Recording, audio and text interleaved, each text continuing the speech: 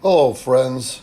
It's Randy Rich here on behalf of Premier Pro Wrestling. We are celebrating Native American Heritage Month by our series, Native American Wrestlers You Should Know. And this guy today is one of the greats we are honoring, absolutely honoring, the legendary Chief Don Eagle. Carl Donald Bell was born August 25th, 1925, and he died a young man March 17th, 1966. Sadly, the chief committed suicide. He was known by his ring name, Chief Don Eagle. He was a Mohawk Native American professional wrestler from Kahnawake, Quebec during the 50s and 60s. And he was not a large man by industry standards. As a matter of fact, they don't really put his weight anywhere. They have his height down, but they list his weight as just heavyweight, which is pretty cool.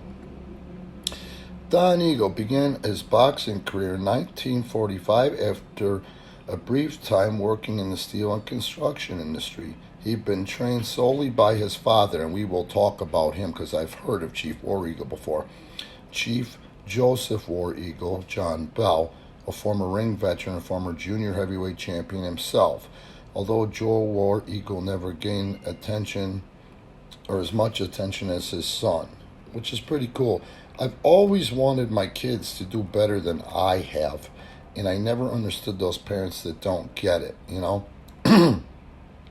So, Don Eagle began boxing in 45 after a brief stint, In his first year, he competed in 22 fights in a year. He won 17, and he beat the established Red Dawson by pinfall in just under 16 minutes. Being something of a rarity in Canada, he quickly gained attention as a superb, technical, and innovative wrestler renowned for escaping from and reversing many holds placed on him.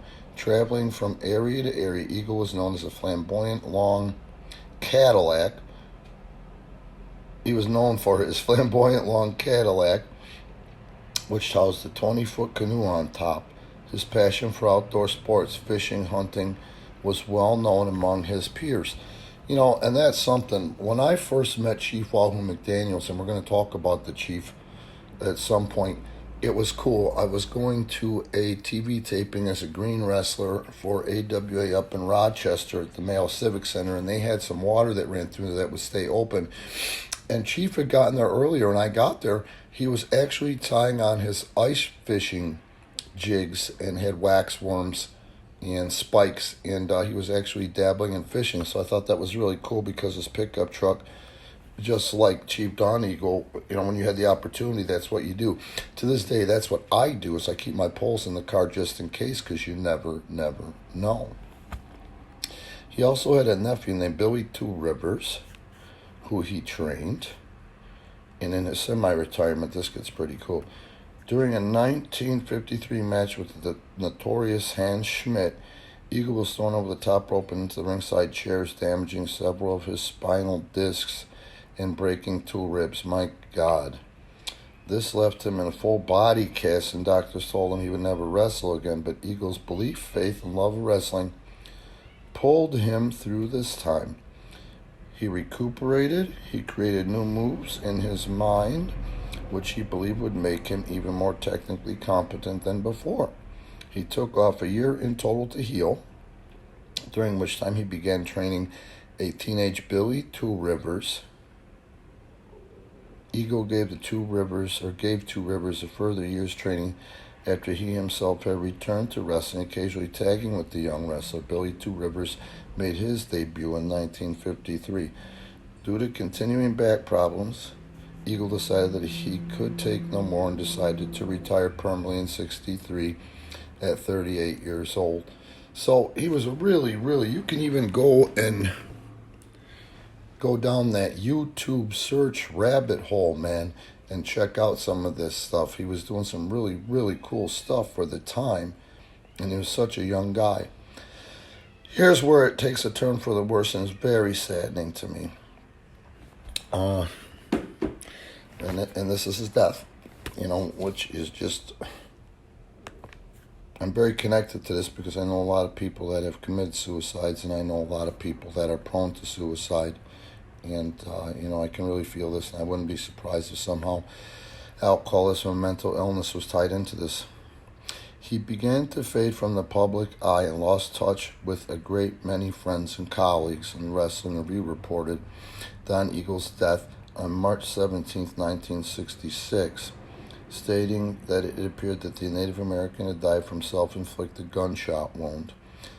Contemporary newspaper reports indicated that he had been despondent over some construction project setbacks, namely a Logan County, Ohio Indian village, an expansion program in the Zane Shawnee Caverns, and a $12 million Indian center near Montreal. Billy Two Rivers was the first professional wrestler to visit him shortly before his death, knowing that he was still suffering from his previous back injury and that he struggled with retirement.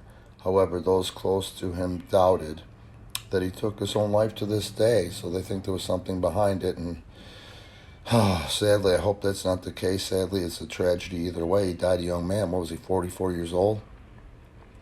And here's his legacy. This is the most important thing. Don Eagle will be known as one of the most popular Native American wrestlers of all time. And dig this. His influence, training, and guidance of many of the leading lights of the day, including Chief Jay Strongbow, who was also a friend of mine. No, Strongbow was not a Native American. He was Italian. But the point is that it must have been pretty cool to have Don Eagle put his thumbprint on you when you were portraying a Native American wrestler. Moose Cholak. You guys don't know Moose Cholak probably. Some of you guys like Tom Michaels know Moose Cholak. What a huge draw, in the history of pro wrestling, especially in the Midwest here, especially for Dick the Bruiser and Vern Gagne. Billy Two Rivers, and many more. He will be remembered and appreciated for many years to come. Even today, people refer to his trademark mohawk hairstyle as a Don Eagle haircut. His selfless charity work, traditional costumes, competitive spirit, and showmanship live on in the hearts and minds of those who saw him compete. Chief Jack, his oldest son, is based in Anaheim, California, and runs a successful Mohawk radio show.